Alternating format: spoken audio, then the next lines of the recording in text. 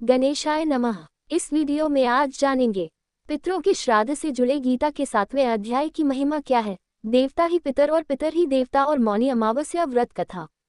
पितरों के श्राद्ध से जुड़े गीता के 7वें अध्याय की महिमा क्या है, इस कथा से समझिए। गीता के 7वें अध्याय में पितरों के मोक्ष और मुक्ति से जुड़े सवालों के साथ साथ श्राद्ध और तर्पण इत्यादि से भी जुड़ी कई महत्वपूर्ण बातें बताई गई हैं। गीता के इस 7वें अध्याय की महिमा क्या है और इसका पाठ पितृपक्ष के दौरान क्यों करना चाहिए, चलिए इसे समझते हैं इस कथा के जरिए। कथा के अनुसार पाटलिपुत्र में शकुकर्ण नामक एक ब्राह्मण रहता था, जिसने बहुत धन कमाया, लेकिन वह न तो कभी पितरों का तर्पण करता था और न ही देवताओं का पूजन करता था। एक बार वो ब्राह्मण अपने पुत्रों के साथ यात्रा कर रहा था।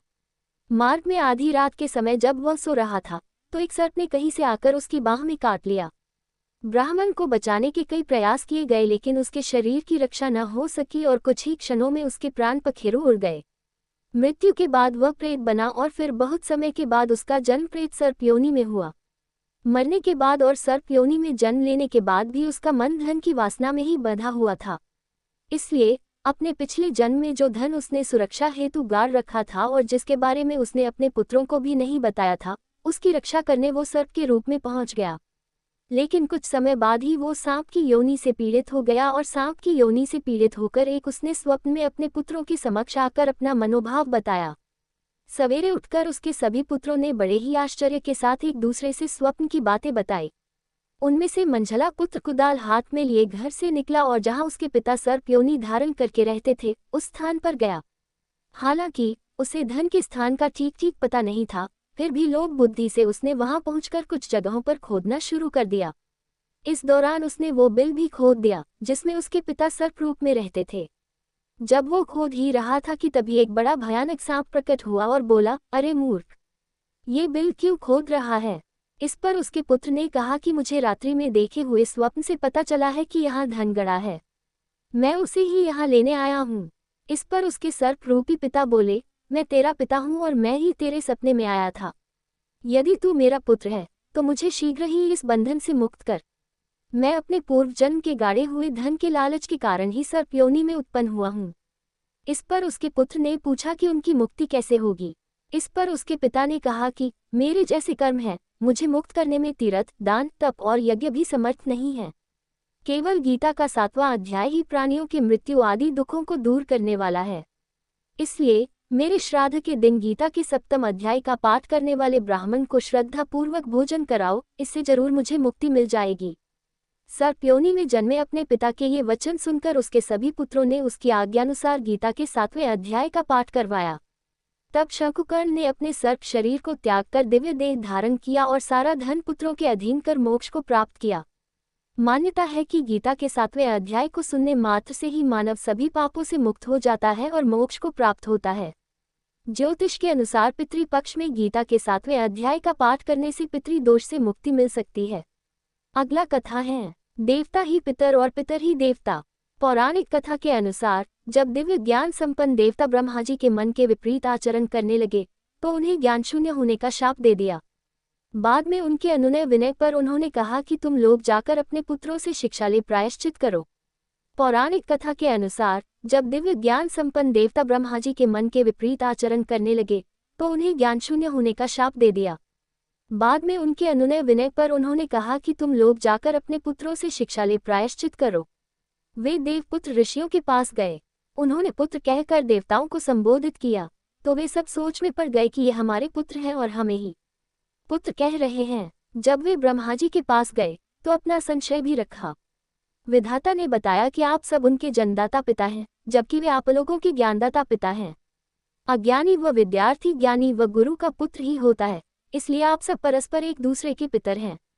वस्तुतः देवताओं में दिव्यताएं अधिक हैं और पितरों में सीमित, फिर भी दोनों हमारी कामनाएं सिद्ध करने वाले हैं, इसलिए दोनों ही हमारे लिए आराध्य हैं। पितरों के आशीर्वाद से ही हमारे जीवन में खुशहाली आती है और संसार छोड़ने पर नरक नहीं, स्वर्ग मोक्ष की प्राप्ति होती है। चूंकि आश्विन कृष्ण पक्ष में हमारे समस्त पितर यमलोक छोड़ सूक्ष्म रूप से अपने वंशजों पर कृपा करने और उनकी श्रद्धा पाने धरती पर आते हैं, इसलिए इस पक्ष को पितृपक्ष, प्रेतपक्ष व महालया भी कहा गया है। यूं तो पूरे पक्ष में ही नित्य तर्पण का विधान है, परंतु किसी कारणवश संभव न हो तो एक दिन भी तर्पण और पार्वण श्राद्ध अवश्य करना चाहिए। इससे उन्हें परम तृप्ति होती है। कहा भी गया है, यो वै श्राद्धम नर कुर्यात् एकस्मिन्नेव वासरे तस्य संवत्सर यावत् संतृप्ता पितरो ध्रुवम। दूसरी ओर मान्यता है कि इस समय बिना किसी कारण पितृपक्ष न करना उन्हें निराश करने वाला है। उन्हीं के बीच के हम वृक्ष हैं, अतः उन्हें निराशा नहीं देनी चाहिए। यही तो अपनी नींव के प्रति कृतज्ञता है हमारी।